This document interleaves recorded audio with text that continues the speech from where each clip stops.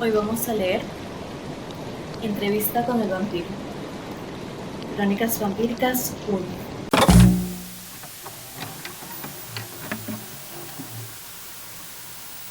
Parte 1.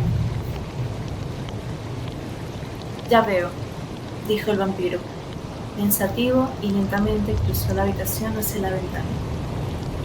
Durante el largo rato se quedó allí contra la luz mortecina de la calle Vilsadero y los focos intermitentes del tránsito. El muchacho pudo ver entonces los muebles del cuarto con mayor claridad: la mesa redonda de roble, las sillas. Una palangana colgaba de la pared con un espejo. Puso sus portafolios en la mesa y esperó. ¿Pero cuánta cinta tienes aquí?, preguntó el vampiro, y se dio la vuelta para que el muchacho pudiera verle el perfil. ¿Suficiente para la historia de una vida? Desde luego, si es una buena vida. A veces entrevisto hasta 3 o 4 personas en una noche si tengo suerte. Pero tiene que ser una buena historia. Eso es justo, ¿no le parece? Sumamente justo, contestó el vampiro. Me gustaría contarle la historia de mi vida. Me gustaría mucho. Estupendo, dijo el muchacho. Y rápidamente sacó el magnetófono de sus portafolios y verificó las pilas y las cintas. Realmente tengo muchas ganas de saber por qué usted cree en esto. ¿Por qué usted? No, dijo abruptamente el vampiro. No podemos empezar de esa manera. ¿Tienes ya el equipo dispuesto? Sí, dijo el muchacho. Entonces, siéntate. Voy a encender la luz. Yo pensaba que a los vampiros no les gustaba la luz, dijo el muchacho. ¿Se cree que la oscuridad ayuda al ambiente? Pero en ese momento dejó de hablar. El vampiro lo miraba, dando la espalda a la ventana. El muchacho ahora no podía distinguir la cara, e incluso había algo en su figura que lo distraía. Comenzó a decir algo, pero no dijo nada. Y luego echó un suspiro de alivio cuando el vampiro se acercó a la mesa y extendió la mano al cordón de la luz. De inmediato, la habitación se inundó de una dura luz amarilla, y el muchacho, mirando al vampiro, no pudo reprimir una exclamación. Sus dedos bailotearon por la mesa para asirse al borde. «¡Dios santo!», susurró, y luego contempló, estupefacto, al vampiro. El vampiro era totalmente blanco y terso, como si estuviera esculpido en hueso blanqueado, y su rostro parecía tan exánime como el de una estatua, salvo por los 2 brillantes ojos verdes que miraban al muchacho tan intensamente como llamaradas en una calavera. Pero entonces el vampiro sonrió, casi anhelante, y la sustancia blanca y tersa de su rostro se movió con las líneas infinitamente flexibles pero mínimas de los dibujos animados. ¿Ves?, preguntó en voz queda. El muchacho tembló y levantó una mano como para defenderse de la luz demasiado poderosa. Sus ojos se movieron lentamente sobre el abrigo negro elegantemente cortado que solo había podido vislumbrar en el barro. Los extensos pliegues de la capa, la corbata de seda anudada al cuello y el resplandor del cuello blanco, que era tan blanco como la piel del vampiro. Miró el abundante pelo del vampiro, las ondas que estaban peinadas hacia atrás, encima de las orejas, los rizos que apenas tocaban los bordes del cuello blanco.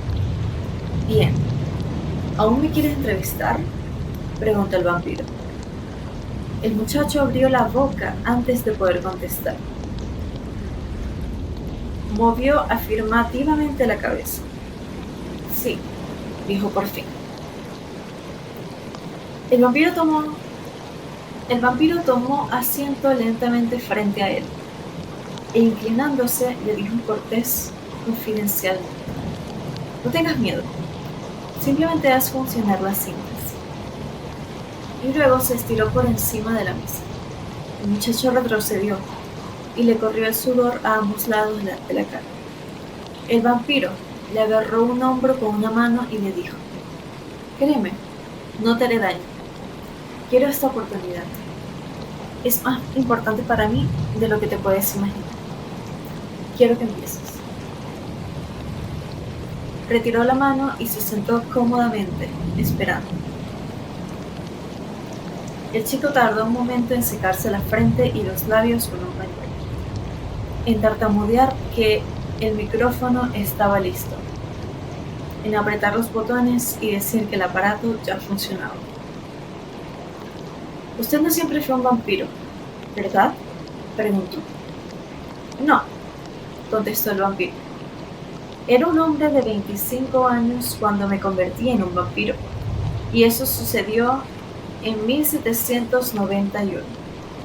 El chico quedó perplejo por la precisión de la fecha y la repitió antes de preguntar. «¿Y eso cómo sucedió?». «Hay una respuesta muy simple. No creo que me gustara dar una respuesta tan fácil», dijo el vampiro. «Prefiero contar la historia verdadera». «Sí», dijo rápidamente el muchacho. Se pasaba una y otra vez el pañuelo por los labios. «Hubo una tragedia», comenzó a decir el vampiro. «Fue mi hermano menor. Murió». Y entonces se detuvo, y el chico se aclaró la garganta y se secó la cara nuevamente antes de meterse el pañuelo, casi con impaciencia, en el bolsillo. «No le hace sufrir, ¿no?», preguntó tímidamente. «¿Te parece?», preguntó el vampiro. «No», sacudió con la cabeza. «Solo se trata de que he contado esta historia a una sola persona, y eso sucedió hace tiempo. No me hace sufrir». Entonces vivíamos en Luisiana. Habíamos recibido tierra para colonizar y pusimos 2 plantaciones de índigo en el Mississippi, muy cerca de Nueva Orleans. «Ah, por eso el acento», comentó en voz baja el chico. Por el momento el vampiro le echó una mirada vaga. «¿Tengo acento?», preguntó, y comenzó a reírse. Y el chico, aturdido, contestó rápidamente. «Lo noté en el bar cuando le pregunté cómo se ganaba la vida. No es más que un leve acento en las consonantes, eso es todo. Nunca me imaginé que fuera francés». «Está bien», le aseguró el vampiro. «No estoy tan sorprendido como parece. Solo es que de tanto en tanto lo olvido. Pero deja que continúe». «Por favor», dijo el chico. Le hablaba de las plantaciones. En realidad, tuvieron mucho que ver con mi transformación de vampiro. Pero ya llegaré a eso. Nuestra vida era lujosa y primitiva al mismo tiempo. Nosotros la encontrábamos sumamente atractiva. Vivíamos mucho mejor de lo que jamás podríamos haber vivido en Francia. Tal vez la mera inmensidad de Luisiana nos lo hacía parecer, pero al creer que así era, lo era. Recuerdo los muebles importados que atestaban la casa. El vampiro sonrió. Y el clavicordio era un encanto. Mi hermana solía tocarlo. En los atardeceres de verano, ella se sentaba ante las teclas, dando la espalda a las grandes puertas vidrieras. Y todavía puedo recordar esa música rápida, quebradiza, y la visión del pantano elevándose detrás de mi hermano, los cipreses ahitos de musgo flotando contra el cielo. Y estaban los ríos del pantano, un coro de criaturas y el canto de los pájaros. Pienso que nos encantaba. Hacía que los muebles de palo rosado fueran más preciosos, que la música fuera más delicada y deseable. Inclusive cuando la vistaria rompió las contraventanas de las ventanas del ático y los zarcillos que abrieron paso por el ladrillo bloqueado en menos de un año. Sí, nos encantaba. A todos menos a mi hermano. Creo que nunca le vi quejarse de algo, pero yo sabía cómo se sentía. Mi padre ya había muerto entonces, y yo era el cabeza de la familia. Y tenía que defenderlo constantemente de mi madre y de mi hermano. Ellas querían llevarlo a hacer visitas o a fiestas en Nueva Orleans, pero él detestaba esas cosas. Creo que dejó de ir a todos los sitios antes de tener 12 años. Lo que le interesaba era orar, la oración y las vidas de los santos en libros forrados de cuero. Por último, le construí un oratorio, alejado de la casa, y él comenzó a pasar allí todo el día, y a menudo los atardeceres. Fue algo irónico en realidad. Era tan distinto a nosotros, tan distinto a todos, y yo era tan normal. Yo no tenía ninguna característica excepcional, aseguró, sonriendo. A veces, por la tarde, iba a verlo, y lo encontraba en el jardín cerca del oratorio, sentado y absolutamente sosegado en un banco de piedra. Y le contaba mis problemas, las dificultades que tenía con los esclavos, todo lo que desconfiaba del superintendente y del tiempo o de mis agentes, todos los problemas que constituían el cuerpo y el alma de mi existencia. Y él me escuchaba. Hacía pocos comentarios, siempre solícitos. De modo que, cuando me alejaba de él, tenía la clara impresión de que me había resuelto todos los interrogantes. No pensaba que le pudiera negar nada, y juré que, por más que se me partiera el alma, él entraría en el sacerdocio cuando llegara el momento. Por supuesto, estuve equivocado. El vampiro no se detuvo en su relato. Por un momento, el chico siguió mirándolo, y luego se sobresaltó, como si acabara de despertar de un sueño. Forcejeó como si no pudiera encontrar las palabras apropiadas. «Ah, ¿no quería ser sacerdote?», preguntó. El vampiro lo estudió como tratando de discernir el significado de su pregunta. Luego dijo: «Quiero decir que yo estaba equivocado con respecto a mí mismo, con no negarle nada». Sus ojos se dirigieron a la pared más lejana y se fijaron en el marco de la ventana. Empezó a tener visiones. «¿Visiones, verdad?», preguntó el muchacho, pero nuevamente su voz vaciló, como si estuviera preguntando otra cosa. «No lo pensé así», contestó el vampiro. Sucedió cuando tenía 15 años. Entonces él ya era muy apuesto, tenía una piel muy fina y grandes ojos azules. Era robusto, no delgado como ahora soy. Y fui entonces. Pero sus ojos, era como si, cuando lo miraba a los ojos, yo estuviera a solas en el límite del mundo, en una playa del océano barrida por el viento. Lo único que había era el suave rumor de las olas. Pero, dijo con los ojos aún más firmes en el marco de la ventana, empezó a tener visiones. Al principio, solo me lo insinuó y dejó por completo de comer. Vivía en el oratorio, a cualquier hora del día o de la noche. Yo lo podía encontrar arrodillado sobre la losa delante del altar, y descuidó el mismo oratorio. Dejó de encender las velas y de cambiar los lienzos del altar y hasta de barrer la hojarasca.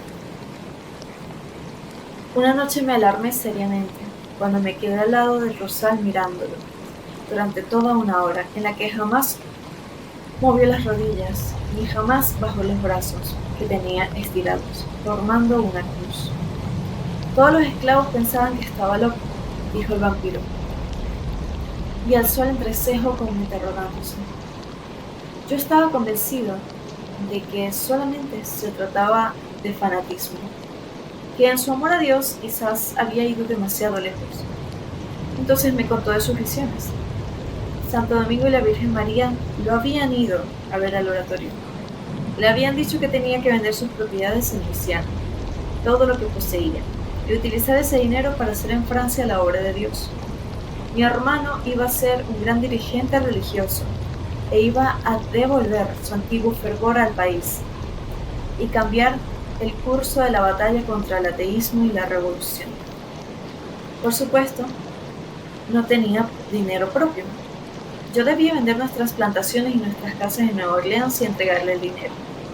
Una vez más el vampiro hizo una pausa, y el muchacho quedó inmóvil, mirándolo, perplejo. «Ah, perdóname», susurró. «¿Qué hizo?». ¿Vendió las plantaciones? No, dijo el vampiro, y su rostro estaba sereno, como desde el principio. Me reí de él, y él se puso furioso. Insistió en que la orden provenía de la mismísima Virgen. ¿Quién era yo para ignorarla? ¿Quién? Preguntó su voz baja, como si lo estuviera pensando nuevamente. ¿Quién, por cierto? Y cuando más quiso convencerme, más me reí. Era un absurdo, le dije, el producto de una mente inmadura e incluso mórbida. El oratorio era una equivocación, le dije. Lo debería derribar de inmediato. Él iría a la escuela en Nueva Orleans y se sacaría de la cabeza esas cosas extrañas. No recuerdo todo lo que le dije, pero recuerdo la sensación. Detrás de toda esa negativa desdeñosa de mi parte, había un disgusto latente y una gran desilusión. Yo estaba amargamente desilusionado. No le creía una sola palabra. Pero eso es comprensible, dijo rápidamente el muchacho cuando el vampiro hizo una pausa, sabiendo la expresión de perplejidad en su rostro. Quiero decir, ¿le hubiera creído a alguien? Es tan comprensible. El vampiro miró al entrevistador. Pienso que tal vez haya sido un egoísmo cruel. Déjame explicar.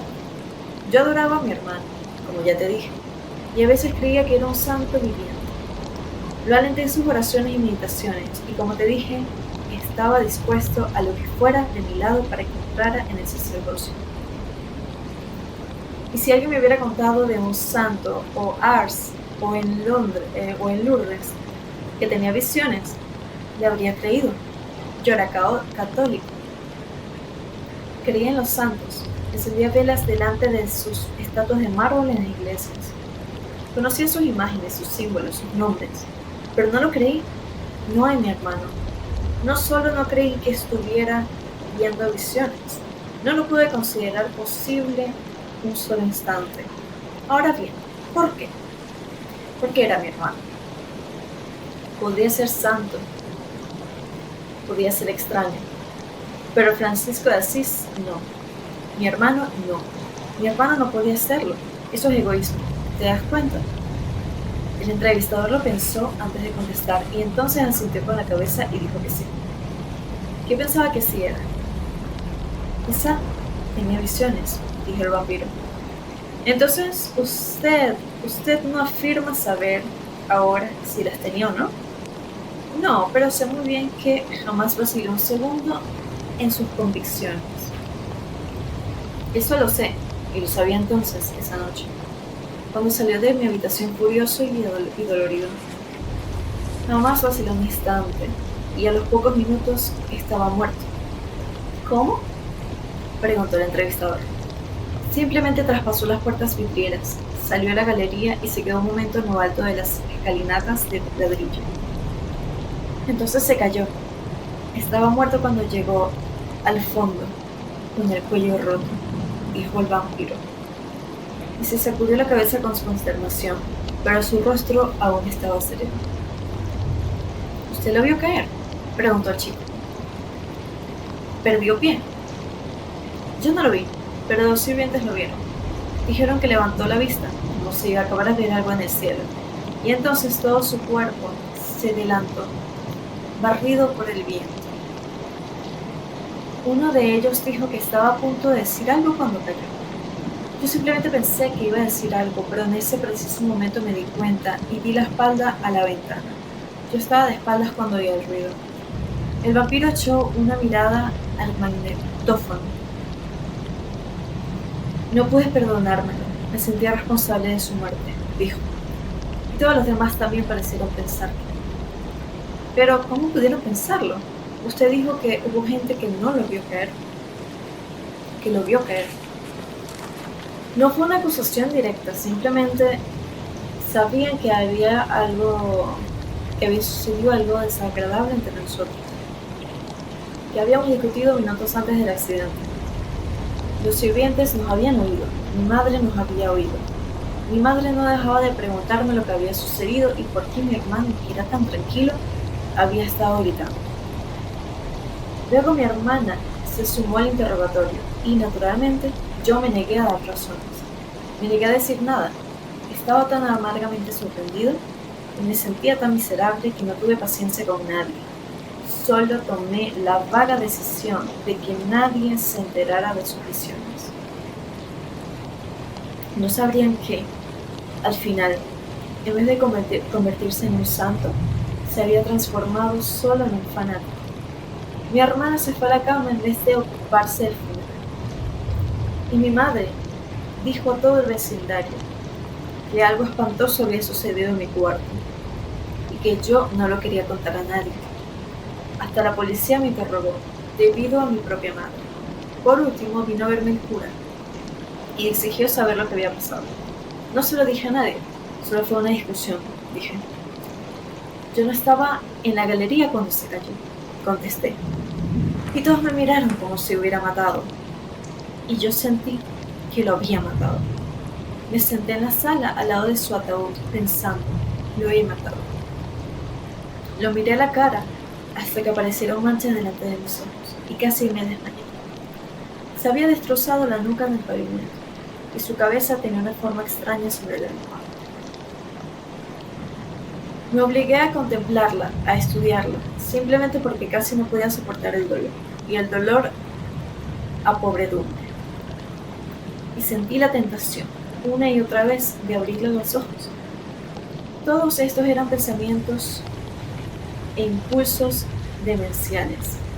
El pensamiento fundamental era: me había reído de él, no le había creído, no había sido bueno con él, había caído por culpa mía. Esto sucedió, ¿verdad?, susurró el muchacho. ¿Me está contando algo que es verdad? Sí, dijo el vampiro sorprendido. Quiero seguir contándoselo, aseguró. Pero cuando su mirada pasó del muchacho a la ventana, solo demostró lejano interés en el entrevistador, que parecía sumido en silenciosas contradicciones. Pero, usted dijo que no sabía de sus visiones, que usted, un vampiro, no podía saber con plena y total seguridad, ¿sí? Quiero hacer las cosas en orden. Quiero contarle las cosas tal como fueron sucediendo. No sabía nada de las visiones, ni lo supe nunca, afirmó. Y nuevamente, esperó hasta que el chico dijo: sí, por favor, continuó. Pues entonces quise vender las plantaciones. No quise volver jamás a esa casa ni al oratorio.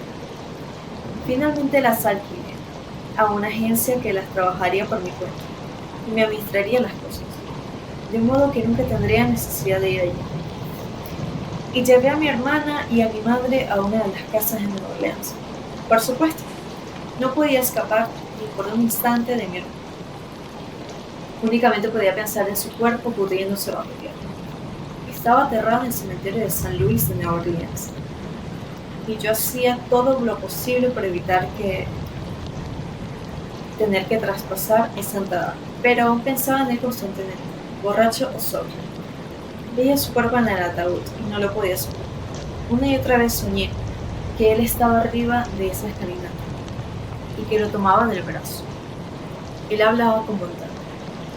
Le pedía que volviese a su cuarto. Le decía suavemente que creía en él, que debía rezar para que yo tuviera fe. En el interín, los esclavos de Pointe-du-Lac, que era mi plantación, empezaron a hablar de ver su fantasma en la galería, y el superintendente no podía mantener la orden.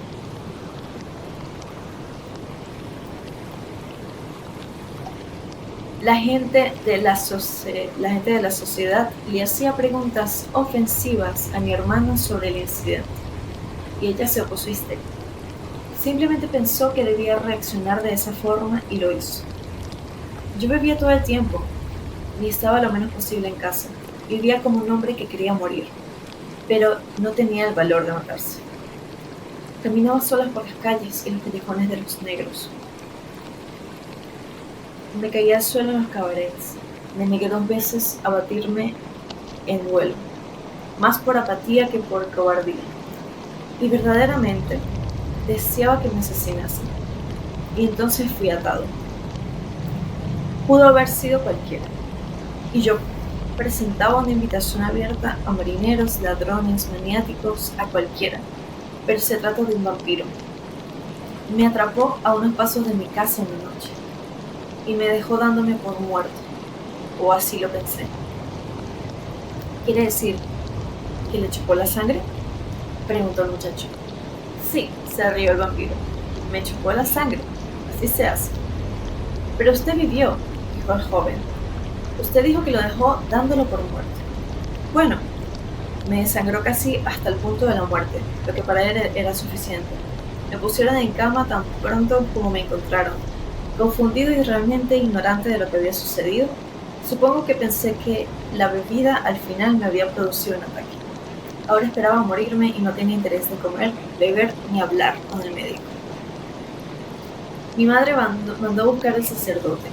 Tenía fiebre y le conté todo al cura, todo acerca de las visiones de mi hermano y de lo que yo había hecho. Recuerdo que me aferré a su brazo, haciéndole jurar una y otra vez que no se lo contaría a nadie. Yo sé que no lo maté, lo dije por último al sacerdote. Pero ahora él está muerto. No puedo vivir. No después de la manera en que lo traté. Eso es ridículo, me contestó. Por supuesto, usted puede vivir. Usted no tiene nada de malo, salvo las ganas de hacerse mal a sí mismo. Su madre lo necesita, por no mencionar a su hermano. Y en cuanto a ese hermano suyo, él puede estar seguro de que estaba poseído por un demonio. Me quedé tan perplejo como cuando dijo esto, que no pude protestar. El demonio producía visiones, continuó explicándome. El demonio seguía retando. Todo el país francés estaba bajo la influencia del diablo y la revolución había sido su máximo triunfo. Nada podría haber salvado a mi hermano salvo el exorcismo, las oraciones, ayunos y unos hombres que lo agarraran cuando el demonio enfureciera su cuerpo y quisiera arrojarlo por los aires.